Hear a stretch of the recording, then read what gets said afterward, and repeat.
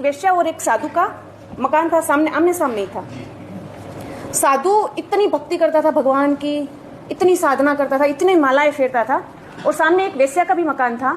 और वेश्या का तो जो काम है, पर पुरुष इतने आ रहे हैं उसके, हर एक रोज नए नए पुरुष आ रहे हैं।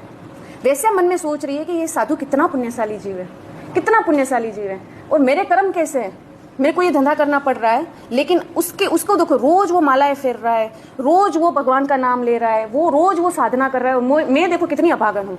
और साधु भी उस वेश्या को रोज देखता है, बोल रहा है देखो कैसे कर्म लेके आई है, कैसे खराब खराब काम करने पड़ रहे, इससे तो मैं कितना अच्छा, देखो मैं कितनी साधना कर रहा हूँ।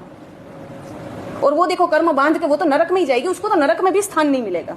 हमारे भी शब्द कई बार ऐसे कर्म कर रहे हैं ना, नरक में भी तुझे जगह नहीं मिलेगी, ये बोल रहा है। और वो वेश्या जो सोच रही है उसके बारे में पॉजिटिव सोच रही है, और वो इतनी साधना इतनी भक्ति करने के बावजूद भी वो उसके बारे में नेगेटिव सोच रहा है, खराब बोल रहा है। एक दिन की बात है कि बहुत सारे देव आसमान से जा रहे हैं ढोल नगारे और सब लेके, और साधु का मकान था ना, उसको क्रॉस करके वो सामने वेश्या के घर पे जा रहे हैं। वो साधु बोले क्या हो भाई, देवता है आप तो रास्ता भूल गए हो, मैं इधर हूँ, इधर यहाँ पर आओ, मैं भगवान की भक्ति करता हूँ, मैं इतनी साधनाएं करता हूँ, आप वहां कहाँ जा रहे हो।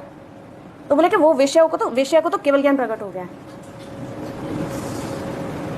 बोले उसको, बोले कि हाँ वो वेश्या को केवल ज्ञान प्रकट हो गया, क्योंकि अपने बारे में अपनी दुष्कृत की गर्हा करते करते कि मैं जो काम कर रही हूँ वो बहुत खराब है, मैं जो काम कर रही हूँ वो और आपकी सुकृत की अनुमोदना करते करते उसके सारे कर्म क्षय हो गए हैं, और आपने तिर्यंच योनि का कर्म बांध लिया। फिर हम कहते हैं कि इतना धर्म करने के बाद मुझे दुख क्यों आते हैं, क्यों आते हैं दुख, दूसरा साइड नहीं देखते कि हम धर्म कर रहे हैं, लेकिन धर्म के साथ साथ जो क्रिया होती है ना अधर्म की, मौनीय कर्म का सबसे पहला कारण अधर्म की मार्ग में प्रवृत्ति करना। अधर्म के मार्ग में प्रवृत्ति यानी कि मोहनीय कर्म का बंध।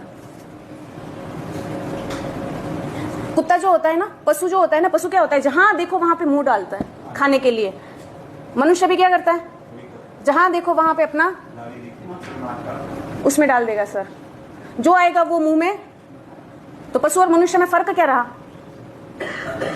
एक विवेक होना चाहिए कि क्या खाना क्या नहीं खाना, क्या बोलना क्या नहीं बोलना, कहाँ पे मुझे प्रवृत्ति करनी कहाँ पे नहीं करनी। एक संत वैसे ही जंगल में बैठे हुए थे ना, और हिरणों का पूरा टोला जो एक झुंड था ना वो वहीं उसके सामने से गया और एक कहीं झाड़ियों में चला गया। पीछे से शिकारी आया, आपने कई बार सुना होगा ये, पीछे से शिकारी आया और वो संत को पूछ रहा है कि भाई यहाँ पे अभी हिरणों का एक झुंड गया, वो आपने देखा कहाँ पर गया।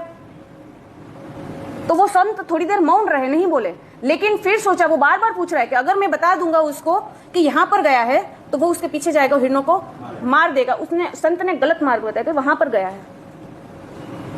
विवेक होना चाहिए कि कहां पर मुझे बोलना कहां पर नहीं बोलना। अगर बहुत अशुभ प्रवृत्ति जहां पे हो रही मेरे कारण, अगर वहां पे कोई पाप बंद हो रहा है तो उस समय पर विवेक रखकर हमको गलत भी बोलना पड़ेगा, लेकिन ये विवेक है। उसको क्या कहते हैं, विवेक कहते हैं कि कहां सत्य बोलना कहां असत्य बोलना। सत्य भी अप्रिय हो वैसा नहीं बोलना, कि किसी को बुरा लग जाए, किसी को दिल को ठेस पहुंचे वैसा असत्य, हमें सत्य भी वैसा नहीं बोलना है।